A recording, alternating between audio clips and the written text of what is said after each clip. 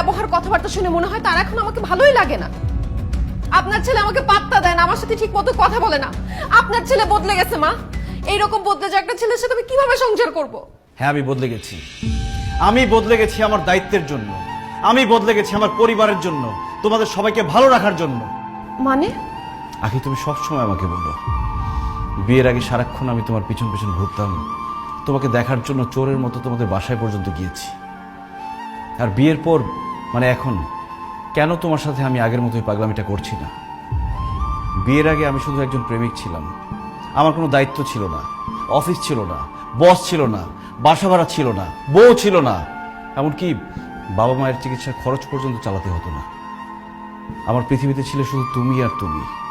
তাই শুধু তোমাকে দেখতে চাইতাম, তোমার পিছন পিছন ঘুরতাম, তোমার জন্য পাগল হয়ে যেতাম। বিয়ের আগে তুমি শুধু আমার প্রেমিকা ছিলে, তোমার জন্য আমার এক্সট্রা কোনো খরচ করতে হতো না। কিন্তু বিয়ের পর তো তুমি আমার বউ, তোমার ভরণ পোষণ, তোমার দায়িত্ব, তোমার থাকা খাওয়া সব কিছুর দায়িত্ব আমাকে নিতে হচ্ছে। আমাদের বাসা ভাড়াটা এখন আমাকে দিতে হয়, আমার বাবা মায়ের চিকিৎসার খরচ আমাকে দিতে হয়। আর এই সংসারের পুরো দায়িত্বই তো এখন আমার।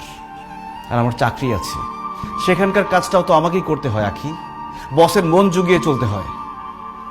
তুমি সবসময় আমাকে বলো না আমি তোমার পাশে শুয়ে থাকি, কিন্তু তারপরও তোমার সাথে হাসি মুখে কেন কথা বলি না? কারণ আমি তখন চিন্তা করি, আমি ভাবি যে আমার বউটার মুখে সবসময় হাসি কিভাবে ধরে রাখতে পারবো।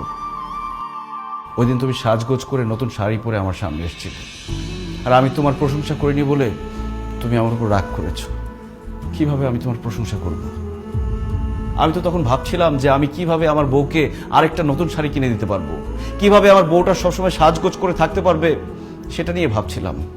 আমি প্রশংসা করতে পারিনি এই জন্য। আমি 9টা থেকে 5টা পর্যন্ত অফিস করি, মাঝে মধ্যে এক্সট্রা কাজও করি। অফিসে বসের সাথে কথা বলে, কলিগদের সাথে কথা বলার পর আর কথা বলার মতো কোনো শক্তি থাকে না আমার। তাই এসে আমি শুয়ে পড়তে চাই। আখি, দিন শেষে আমিও মানুষ, আমি রোবট না। আমিও ক্লান্ত হই, আমারও ঘুম আসছে, আমার ঘুম আসতে ইচ্ছে করে। তুমি সবসময় বলো না কেন আমি কাজকে সবসময় প্রাধান্য দিই, বসকে সবসময় প্রাধান্য দিই? আমার বসকে যদি আমি প্রাধান্য না দিই, আমার চাকরিটা চলে গেলে আমি তোমাদেরকে কোথায় রাখবো, কি খাওয়াবো?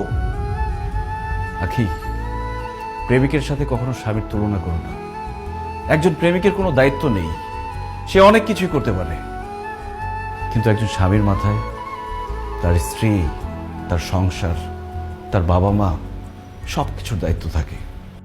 আর একজন স্বামী নির্দিষ্ট একজন মানুষকে খুশি করার জন্য চাইলেও অনেক কিছু করতে পারে না।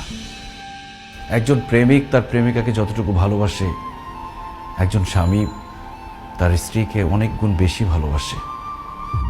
কিন্তু সেই স্বামীটা তার স্ত্রীকে তার ভালোবাসা প্রকাশ করতে পারে না। এমনকি বাবা মাকেও তার ভালোবাসা প্রকাশ করতে পারে না। আর সবার জন্য করে যাওয়া এই লোকটাকেই সবাই দোষ দেয়। ওই যে কথায় আছে না, যে করে বেশি তার দোষও বেশি। আমি দোষী হয়ে তোমাদের মাঝে থাকতে চাই, তারপরও চাই তোমরা যাতে ভালো থাকো, নিরাপদে থাকো।